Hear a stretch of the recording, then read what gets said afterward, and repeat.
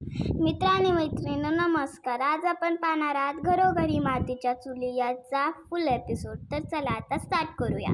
सुमित्रा आई ऋषिकेशला जानकी विरुद्ध सांगत असते, भडकवत असते आणि तेवढ्यामध्ये जानकी आणि ऐश्वर्याची एंट्री होते. त्या दोघीजणी सगळं ऐकतात आणि ऐश्वर्या म्हणते, बस झालं आई. सगळेजण दरवाजाच्या दिशेने पाहतात. ऐश्वर्या आईला म्हणते, जानकीच्या मागे ऋषिकेश दादाला जानकी विरुद्ध काही सांगू नका. ऐश्वर्या माफी मागते आणि म्हणते, मला माहितीये माझं चुकतंय, पण जिथे चुकतंय तिथे मी बोलणारच. ऐश्वर्या पुढे म्हणते, बाजार समितीच्या लोकांनी केसची मागे घेतलीये ती फक्त जानकी आणि जानकीमुळेच घेतलीये.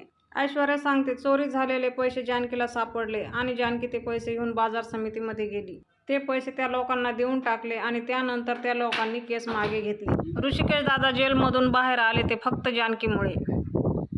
आणि ऐश्वर्या पुढे असंही म्हणते, सगळ्यात जास्त जर काळजी कोणाला असेल तर ती फक्त जानकीला आहे.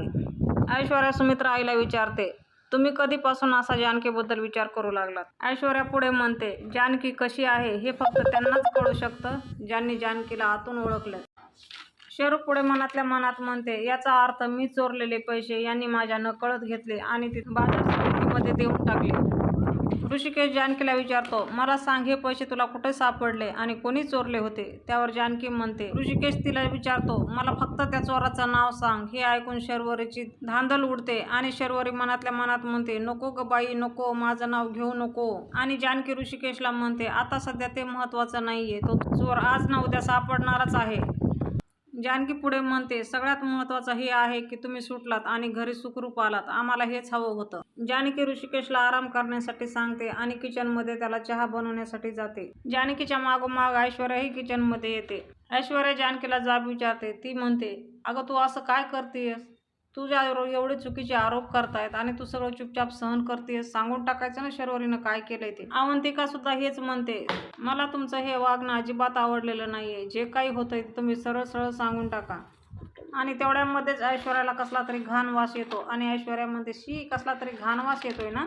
अवंतिका पण म्हणते, हो ग, काहीतरी घोस किंवा उंदीर मेल्यासारखा वास येतोय. आपण उद्या गुलाबदादाला सांगून सगळी साफसफाई करायला लावू. पण जानकीचं लक्ष त्या दोघींकडेही नसते आणि ती मनातल्या मनात विचार करत असते, आता हे सगळं मला ऋषिकेशला सांगायचंय, पण कसं सांगू? आणि सांगितल्याच्या नंतर ऋषिकेश कसं रिॲक्ट करणार आहे? त्यांना हा धक्का पचेल का? आणि इकडे ऋषिकेश पण त्याच्या विचारांमध्ये असतो. त्याला ऐश्वर्याचं सगळं बोलणं आठवतं. जानकी चहाचा कप घेऊन आलेल्या सुद्धा त्याला माहिती नसतं. जानकी म्हणते, तुमच्यासाठी मी फक्कड आल्याचा चहा केलाय.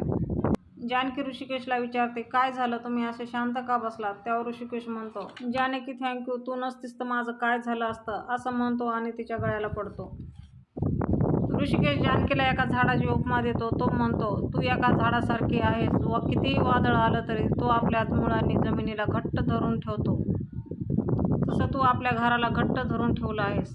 पुढे ऋषिकेश देवाचे आणि नियतीचे आभार मानतो, त्यांच्यामुळे तू मला बायको म्हणून लाभलीस, असं तिला सांगत असतो. आता जानकी मनातल्या मनात म्हणते, ती चोरी तुमच्या बहिणीनंच केलीये. तुमच्या बहिणीने मला जीवे मारण्याचा प्रयत्न केलाय. हे कसं सांगू मी तुम्हाला? आणि सांगितलं तरी त्यावर तुम्हाला विश्वास बसेल का? ऋषिकेश जानकीच्या जवळ जातो आणि तिला म्हणतो, माझ्या डोळ्यात डोळे घालून सांग, तू चोरी केली नाहीस. मग तुला पैसे कुठे सापडले? कोणी चोरी केली? तू माझ्यापासून काहीतरी लपवतेस. मला खरं खरं सांग, काय आहे?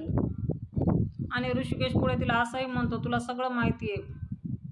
त्यावर जानकी म्हणते, मी तुम्हाला सांगेल पण तुम्हाला वाईट वाटेल, घरामध्ये वाद वाढतील आणि जे मी काही सांगेल त्यावर तुमचा विश्वास बसेल ना? आणि त्यावर ऋषिकेश म्हणतो, मी तुझ्यावर डोळे झाकून विश्वास ठेवेल जानकी, पण जे काही आहे ते मला सांग.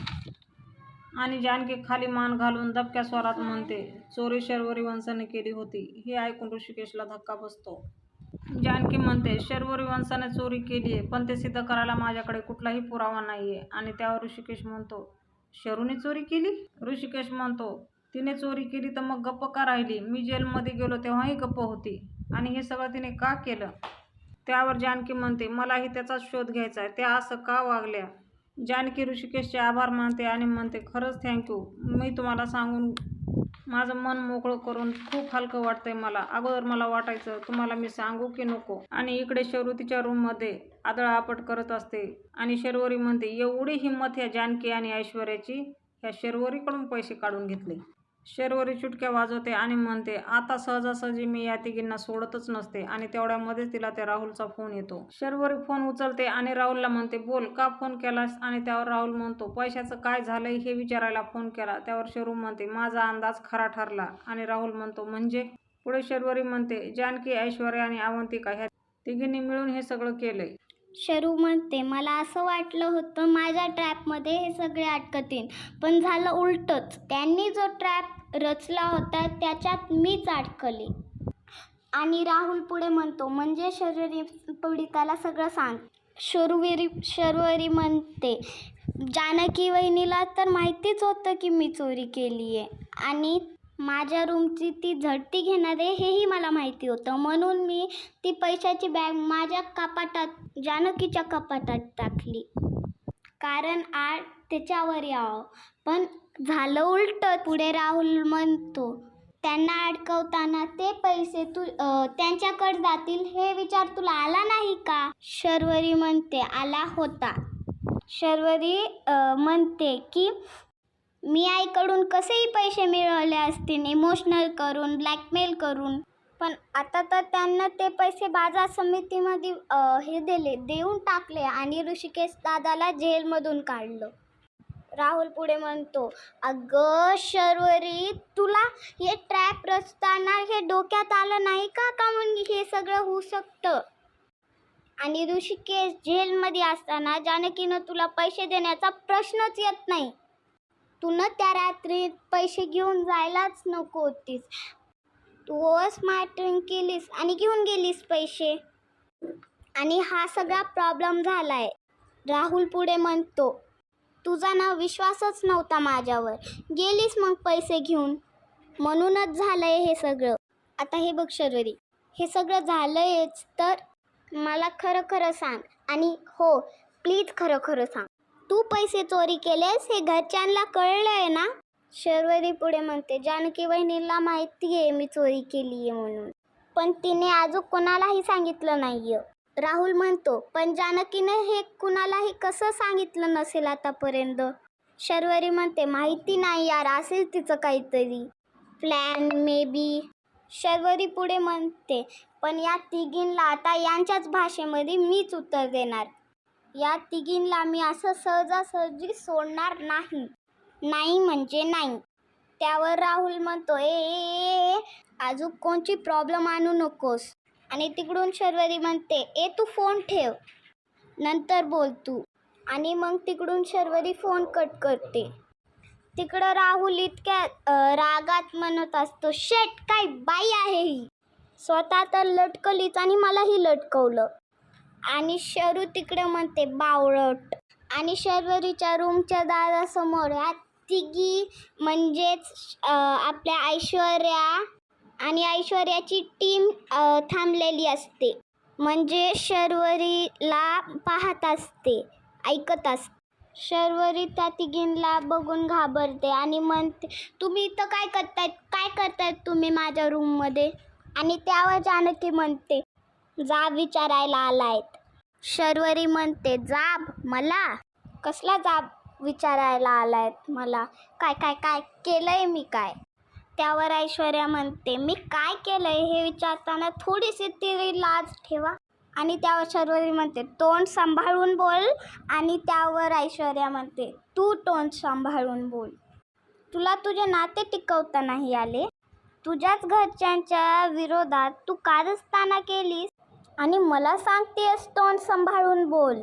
शर्वू ऐश्वर्याला म्हणते, तू मला चिप म्हणतेस? मला?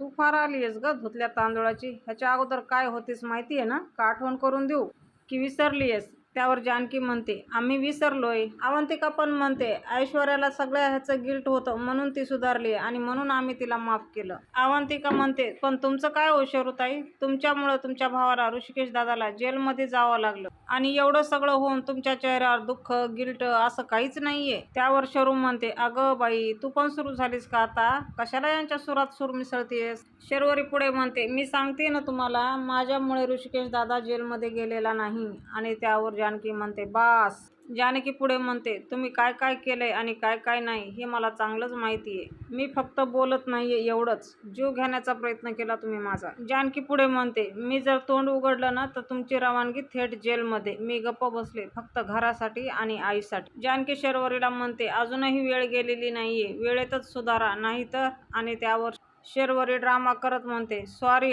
सॉरी. शर्वरी जानकीच्या पुढे हात जोडते, रडक्या स्वरामध्ये म्हणते, मला माफ कर वहिनी, प्लीज मला माफ कर. हवं तर मी तुझ्या पाया पडते, पण मला माफ कर. शर्वरी पुढे म्हणते, काय करतेय मी, खरंच खूप चुकलंय माझं, खूप चुका केल्यात मी. आता शर्वरी रडत रडत जानकीच्या पायाजवळ बसते आणि म्हणते, खरंच मी चुकले ग, मला माफ कर, माझा नाईलाज होता. शर्वरी म्हणते, मला एक संधी दे, मी आईची शपथ घेऊन सांगते, मी आता परत असं कधीच वागणार नाही, माझं चुकलं, प्लीज मला एक संधी दे.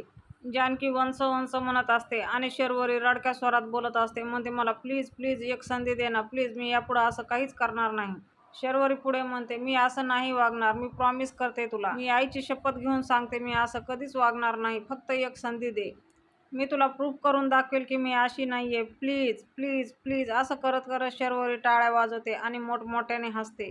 शर्वरी तिघींना म्हणते, कसं वाटलं, मी आता जे हे तुमच्यासमोर केलंय ना ते मी माझ्या आईसमोर करू शकते, माझ्या दादासमोर करू शकते. आणि स्वतःच्या तोंडाने स्वतःची तारीफ करत म्हणते, काय अभिनेत्री आहे मी, काय कमालीची अभिनेत्री आहे मी. शरू एकदम दारू पेलेल्या माणसावाने त्यांना बोलत असते आणि ती म्हणते, दृष्ट नको लागायला तुमच्या तिघींची माझी अभिनयाला. शरू आता चढत्या आवाजात म्हणते, तुम्हाला काय वाटलं, तुमच्या असल्या पोकळ धमक्याला घाबरेल मी. शरू पुढे म्हणते, हिम्मत पण मला करायची नाही घाबरवण्याची. आणि दुसरी गोष्ट, ज्याला कर नाही त्याला डर नाही, मी काही केलेलंच नाही. शर्वरी पुढे म्हणते, इतर कोणाच्या लेखी त्यांच्या मते मी यातलं काहीच केलेलं नाहीये. तिघी जणी आश्चर्यचकित होऊन तिच्याकडे पाहतात आणि शरू पुढे म्हणते, आणि जरी समजा असं मानलं तर पुरावे कुठे आहेत, कुठे आहेत पुरावे. जानकी म्हणते, तुम्ही चुकीचं वागताय वंस. आणि त्यावर शर्वरी म्हणते, पुढच्या वेळी जेव्हा माझ्याशी बोलाल ना तेव्हा पुराव्यानिशी बोलायचं, असं बोलायचं नाही, कळलं ना. जानकी म्हणते, आणखीनही वेळ गेलेली नाहीये वंस, सुधारा. त्यावर शरू म्हणते, चल चल, मला तुझ्या सल्ल्याची आणि संधीची दोन्हीचीही गरज नाही. शर्वरी धमकीच्या स्वरात जानकीला म्हणते, मला धमक्या द्यायच्या नाहीत, कळलं. जानकी शरूला बोलायला जाणार तोच ऐश्वर्या तिचा हात पकडते आणि म्हणते, कळलं. असं म्हणून तिला बाहेर घेऊन जाते आणि अवंतिकाला म्हणते, चल अवंतिका. शर्वरी म्हणते, आज ही जानकी गप्प बसली आहे खरं, पण हिचं तोंड बंद करण्यासाठी मला काहीतरी वेगळं करावं लागेल. आणि इकडे ऐश्वर्या जानकीला म्हणते, हेच तर मी तुम्हा दोघींना किती दिवसापासून सांगत होते, पण नाही, तुम्हाला माझ्यावर विश्वासच नव्हता. आणि काय ग, तू कशासाठी तिला संधी देतेस. अवंतिका म्हणते, आपण काय समजत होतात शरूताईला आणि त्या काय निघाल्या. अवंतिका पुढे म्हणते, नातं मान सन्मान याच्याशी त्यांना काही घेणं देणं नाही. हे ऐकून जानकी म्हणते, शर्वरी वंशांना ओळखण्यात चुकले मी, त्यांना आता कशाचीच भीती उरली नाही. जानकी पुढे म्हणते, हिला कशाचीच जाणीव होत नाहीये. आणि त्यावर ऐश्वर्या म्हणते, जाणीव असते जानकी, पण कधी कधी कसं होतं, अशा लोकांना मुद्दाम सुधारायचं नसतं. सगळ्या जणी बोलणं संपवून किचनमध्ये कामाला जातात आणि ऐश्वर्या बाहेर गार्डनमध्ये येऊन थांबलेली असते आणि ती स्वतःशीच म्हणते, ह्या जानकीचं काय करायचं, ही का असं तिला पाठीशी घालतीये. सांगायचं होतं ना सगळ्यांना त्या शर्वरीचं सत्य काय आहे ते. आणि तेवढ्यामध्येच सारंग ऐश्वर्याला शोधत शोधत बाहेर येतो आणि म्हणतो, ऐश्वर्या इथं बसल्यात का. सारंगला ऐश्वर्याला शर्वरीने जे सांगितलं त्याबद्दल विचारायचं असतं आणि सारंग ऐश्वर्याला म्हणतो, ऐश्वर्या मला तुमच्याशी थोडं बोलायचंय. आणि ऐश्वर्या म्हणते, बोला की मग. त्यावर सारंग म्हणतो, जरा प्रायव्हेट आहे, बोलू का. त्यावर ऐश्वर्या म्हणते, बोला. आणि तिकडून लगेच जानकी धूप फिरवत येत असते.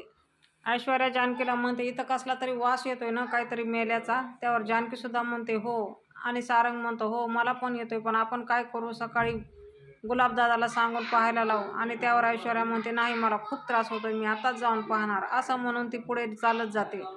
सारंग म्हणतो, मी पण येतो, एकट्या जाऊ नका. आणि सारंगच्या मागे जानकी पण निघते. जसं जसं ते पुढे जातील तसा तसा वास वाढत जातो. सगळेजण तोंडाला रुमाल पदर बांधून पुढे जातात. जानकी आणि सारंग दोघेजण म्हणतात, इथं खूप वास येतोय, आपण सकाळी येऊन पाहू, आता सगळे झोपून जाऊ. ऐश्वर्या म्हणते, नाही, मला आत्ताच पाहायचंय. असं म्हणून ती पुढे जाते आणि एका जागेवर थांबते. तिला खूप मुंग्या चावतात. सगळेजण विचारतात, काय झालं काय झालं. सगळेजण म्हणजे जानकी आणि सारंग. आणि ऐश्वर्या सांगते, इथं खूप मुंग्या आहेत, जरा जपून. आणि वाकून पाहतात तर एका जागेवरून मुंग्याची लाईन दुसरीकडे जात असते. त्या मुंग्याचा पिछा करत त्या जागेवर पोहोचतात तेव्हा ऐश्वर्या म्हणते ही मुंग्याची लाईन इथून इकडे आली आहे आणि ह्या खड्ड्यामध्ये जाते म्हणजे इथंच काहीतरी मेजर प्रॉब्लेम आहे. आणि सारंगला सांगते तुम्ही इथं खोदून बघा. खोदण्यासाठी सारंग फावडा आणि कुदळ घेऊन येतो. जसं जसं ते खोदत जातात तसा तसा वास अधिकच वाढत जातो. सारंग खोदत खोदत दमून जातो. पुन्हा ऐश्वर्या घेते खोदायला. ऐश्वर्याही दमून जाते. जानकी खोदायला घेते. जानकी खोदत खोदत दमून जाते आणि परत सारंग सुरू करतो आणि खोदत खोदतच हे सारंग एक फावडा मारतो आणि फावड्यासकट हात वर येतो. हे पाहून सगळेच घाबरतात आणि सारंग खालचा खालीच बसून जातो. हा काय प्रकार आहे हे पाहून तिघजणही घाबरतात. मैत्रिणींनो, आजचा एपिसोड त्यांनी इथंच संपवलाय. उद्याच्या भागामध्ये आपण असं पाहणार आहोत ती डेड बॉडी वर येते आणि जानकी मोठ्यानं चिरकते, विक्रांत भाऊजी. आणि सारंग म्हणतो शरू ताईचा नवरा दाजी. जानकी म्हणते आपण पोलिसांना बोलूया. त्यावर ऐश्वर्या म्हणते नको नको, हा आपल्याला अडकवण्यासाठी कोणीतरी ट्रॅप बनवलाय, आपण या बॉडीची विल्हेवाट लावूया. असं म्हणून सारंग आणि ऐश्वर्या त्या बॉडीला मागच्या डिकीमध्ये टाकतात आणि गाडी सुसाट घेऊन जातात. आणि रस्त्यावर पोलिसांनी नाकाबंदी लावलेली असते. पोलीस सारंगची गाडी अडवतात आणि म्हणतात यांच्या गाडीची पाहणी करा आणि ते डिकी उघडून पाहतात तर मध्ये विक्रांतची बॉडी सापडते. मैत्रिणी, उद्या काय होणार आहे? सारंगला आणि ऐश्वर्याला अटक होणार आहे का हे पाहणं खूप रंजक ठरणार आहे. तेव्हा कोणीही मिस करू नका. असेच नवनवीन आणि फुल अपडेटसाठी आजच आपलं चॅनल सबस्क्राईब करा. बेल आयकॉन प्रेस करायला विसरू नका.